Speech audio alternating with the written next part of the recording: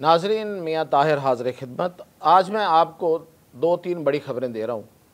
एक ये कि पाकिस्तान के अंदर एक प्लानिंग हो रही है, जी बिल्कुल, टेरर कैंप्स को निशाना बनाने के लिए, और वो कहाँ पे बनाए जाएंगे, किस किस जगह पे निशाना बनाए जाएंगे, वो बहुत बड़ी प्लानिंग है। और दूसरा, फ़लस्तीनियों को एक बड़ा हमायती मिल गया है। दुनिया में एक ऐसा मुल्क है जिसने फ़ैसला किया है कि वो फ़लस्तीनियों की हमायत करेगा, और वो मुल्क जो है वो मशहूर है अपनी मिलिट्री पावर के हवाले से। वो कौन है ये बताऊंगा, और साथ ही आपको ये जो खुशदार हमला है, मैंने आपको कहा था कि ये एग्जाम्पल बनाया जाएगा।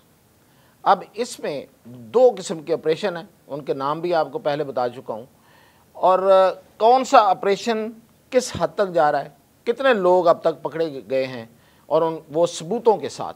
तो ये तीन चीज़ें। तो सबसे पहले तो मैं आपको बताऊं कि जो खुशदार हमले के बाद ऑपरेशन टू प्रॉन्ग, दो तरफा ऑपरेशन है। मुल्क के अंदर ऑपरेशन का नाम है ऑपरेशन मासूम, मुल्क के बाहर ऑपरेशन का नाम है ऑपरेशन फॉल्कन क्लॉ, यानी कि शहबाज का पंजा। और ये जो शहबाज का पंजा है, ये मुल्क के बाहर जितना बड़ा नेटवर्क है उसको ये तोड़ेगा, उसको ये आइडेंटिफाई करेगा और वहाँ पे अपने पंजे गाड़ेगा। अब मुल्क से बाहर कहाँ कहाँ है, मैंने पहले भी बताया था। इंडिया में है, सबूत आ गए कि इंडिया से ये सारी कम्युनिकेशन हुई है। और ये जो ऑपरेशन था खुशदार वाला, ये हमला था, जो दहशतगर्दी थी, जो बुज़दिलाना वार था, इसका नाम उन्होंने star dust, operation star dust रखा था भारत में। और ये काल पकड़ी गई है, और उसमें एक इंडियन कर्नल है, प्रताप उसका नाम है, और पाकिस्तान से जो बंदा है उसका नाम है मंगल। ये इनकी एक काल पकड़ी गई है BLA का। वो colonel, retired colonel Pratap Dogra, ये रॉ का बंदा है, और ये BLA का है मंगल। इनके दरमियान 17 मिनट की इनक्रप्टेड कॉल हुई है, जिसको पकड़ा, और उसके बाकायदा सबूत हैं, सारी ट्रैकिंग मौजूद है उसकी। और गवर्नमेंट जो है, हुकूमत पाकिस्तान, ये सारी सबूत इकट्ठे कर रही है, और इसका नतीजा क्या निकलेगा वो मैं आपको आगे जाके बताता हूँ। फिर ये कि ये जो इसमें बारूद इस्तेमाल हुआ है RDX, इसके जो नमूने उसका जो चेक किया गया है, तो ये नाइट्रोजन 15, और ये वाला जो नाइट्रोजन 15 है, ये इनकी एक फैक्ट्री है इंडिया में, पलगांव ऑर्डिनेंस फैक्ट्री, ये वहाँ से आया। ये बिल्कुल उसके भी सबूत मौजूद हैं। जाहिर है पाकिस्तान एक अरसे से अपने दुश्मन से निमट रहा है, तो उसके पास वो सब कुछ है जो वो करता रहा है।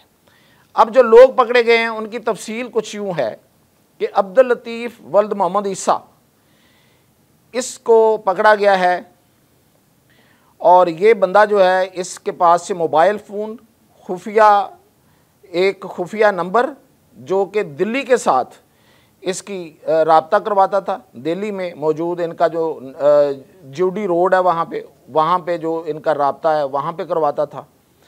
और ये जो IPS का IPLLA का जो सरबराह है अल्लाह नज़र, वो भी इसी फ़ोन लाइन से बातें करता था, तो ये वो मैच कर गई हैं। दूसरा बंदा जी अब्दुल ज़ाहिर वल्द हाजी मुस्तफ़ा और मकसूद अहमद वल्द हाजी अली अहमद, ये जो लोग हैं इनके पास से ये इन सैटेलाइट फ़ोन के ज़रिए इनके राब्ते थे, और ये लोग जो हैं इनके पास पैसे आए, यानी कि क्रिप्टो करेंसी की सूरत में और डॉलर्स की सूरत में। और इनका जो हमारी जो सैटेलाइट है स्पार्को का, उसने ये पकड़ा है कि ये एक सिग्नल देते थे यहाँ से, जो कि इंडिया के अंदर उनका एक डिफेंस का एक सैटेलाइट है वजारत दफा का, यानी फ़ौज का, उसके साथ वो टकराता था, और वहाँ से वो अपनी जो इंस्ट्रक्शंस हैं वो इनको वापस आती थी। तो उसके भी सबूत मिल गए।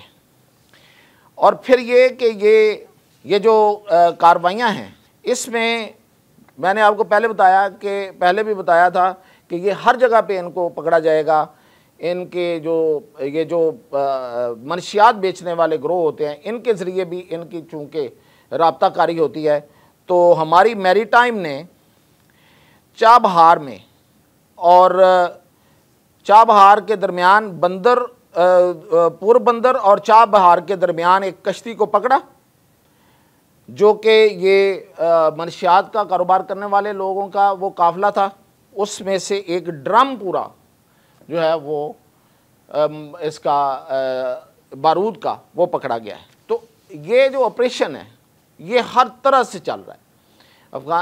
बलूचिस्तान के अंदर दहशतगर्दों का, मैंने कहा, ऑपरेशन मासूम के नाम से उनको देख के चुन चुन के उनको ट्रेस करके उनको निशाना बनाया जा रहा है ड्रोन्स के ज़रिए, और मुल्क से बाहर जो ऑपरेशन है फैल्कन क्लॉ उसके ज़रिए। और मैंने पहले भी बताया था कि ये ईरान के अंदर भी इनको निशाना बनाया जा रहा है, और इनको दुबई में भी और मस्कत में भी कहीं भी नहीं छोड़ा जा रहा।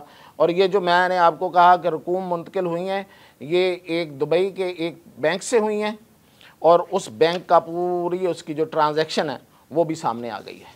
तो ये ऑपरेशन जो है इतनी कामयाबी से जारी है, और इनको किसी तरह से भी स्पेयर नहीं किया जाएगा। और इस पर एक डोजियर तैयार किया जा रहा है, यानी कि सबूत के साथ एक पूरा सबूत का पलंदा, जो ICJ में भी दिया जाएगा, इंटरनेशनल कोर्ट ऑफ जस्टिस को भी दिया जाएगा, अक़वाम मुत्तहिदा को भी दिया जाएगा, और दोस्त मुल्कों को, उनके सफारतकारों को बुला के वो सारी उनको ब्रीफिंग दी जाएगी। और ये जो हमारा वफ्द बिलावल भुट्टो ज़रदारी की क़यादत में जा रहा है, ये भी जाके पूरी दुनिया को ब्रीफ करेगा कि भारत ने किस तरह से स्पॉन्सर किया है, और अब जो बच्चों को निशाना बनाया, ये तो ख़ास तौर पे एक मिसाल होगा। तो ये सारे सबूत देने के बाद अब मैं आता हूँ उस खबर की तरफ कि पाकिस्तान ने क्या मनसूबाबंदी की है। इन सारे सबूतों के बाद, ये चूँकि सबूत तो मौजूद हैं, अब ये दुनिया को बताने हैं। दुनिया को बताने के बाद पाकिस्तान हक रखता है इस दहशतगर्दी का जवाब देने के लिए, और वो दहशतगर्द टेरर कैंप्स जितने हैं, दहशतगर्दों के जो कैंप्स हैं, उनको निशाना बनाने का हक रखता है। वो चाहे अफ़गानिस्तान में हो, चाहे वो ईरान में हो या इंडिया में हो। यस, ये प्लानिंग है, और ये इसकी प्लानिंग कर ली गई है।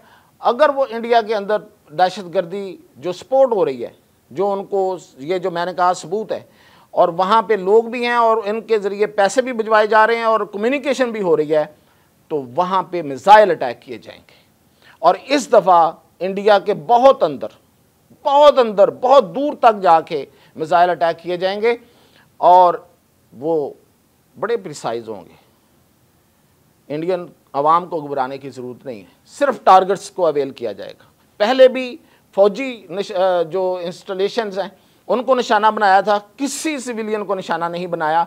इस बार भी इत्मीनान रखिए, भारतीयों को, शहरियों को, सिविलियन को कोई नुकसान नहीं पहुंचाया जाएगा, लेकिन उन टारगेट्स को चुन चुन के निशाना बनाया जाएगा, और long range missile, short range missile दोनों इस्तेमाल होंगे। मैंने इसका एक सिनेरियो भी आपको बताया था, फतह 1 और फतह 2 जो है ये पूरी जंग जीत सकते हैं।